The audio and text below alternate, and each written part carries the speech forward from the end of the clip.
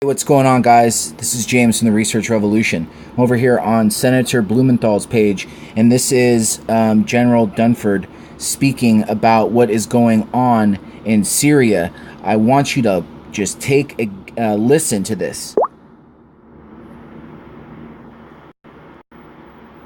Here we go. Service and for your very forthright answers to our questions here. General Dunford, is there any question in your mind, any doubt that Russian planes were responsible for attacking the United States, the UN convoy that was trying to deliver aid to Aleppo? Senator, I don't have the facts. What we know. Wait a minute. He doesn't have the facts. So, a secret missile attack, blaming the Russians. Just follow along with me. Our two Russian aircraft were in that area at that time. My judgment would be that they did. There were also some other aircraft in the area that belonged to the regime at or about the same time. So I can't conclusively say that it was the Russians, but it was either the Russians or the regime. Well, it sounds to me like you're saying that their responsibility was demonstrated beyond a reasonable doubt. Senator, there is no doubt in my mind that the Russians are responsible. I just don't know whose aircraft actually dropped the bomb. So I would certainly associate myself with the comment that you made earlier that, yes, it is the Russians that were responsible.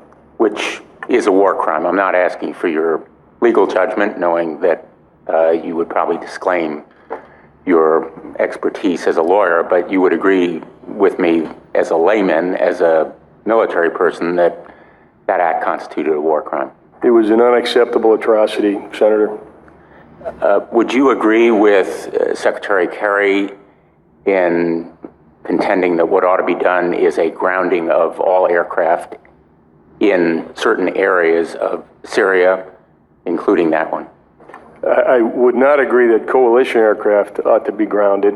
I do agree that Syrian regime aircraft and Russian aircraft should be grounded. Would you agree? Wait, okay, and then he said, I don't know where it's at, but there was another clip of where he said, in order to do that, to get air superiority of the region, they would need to ground those, and that would mean a full-out war. So we're witnessing World War III, tiptoeing towards World War III right here, guys. With apparently the growing strain of thought in the administration that the Syrian Kurds should be armed. Senator, we're in deliberation about exactly what to do with the Syrian Democratic Forces right now. We have provided them support. They are our most effective partner on the ground. It's very difficult, as you know, managing the relationship between our support for the Syrian Democratic Forces and our Turkish allies. And so we're working very closely with our Turkish allies to come up with the right approach to make sure that we can conduct effective and decisive operations in Raqqa with the Syrian Democratic Forces and still allay the Turkish concerns about the Kurds' long-term political prospects. If those concerns can be allayed, and even if they can't be allayed, would you agree that arming the Syrian Kurds presents an opportunity for us as a military option to be more effective in that area? Senator, I would agree with that. If we would reinforce the Syrian Democratic Forces' current capabilities, that will increase the prospects of our success in Raqqa. In terms of the Russian responsibility for what you have absolutely correctly termed an atrocity, a war crime in that area, what can the United States do? What are some of those military options that the chairman asked you about?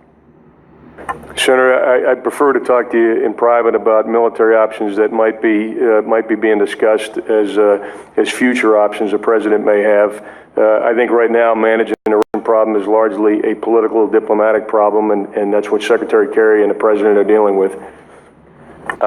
Let me turn, Mr. Secretary. Got into some sensitive stuff there. If you want to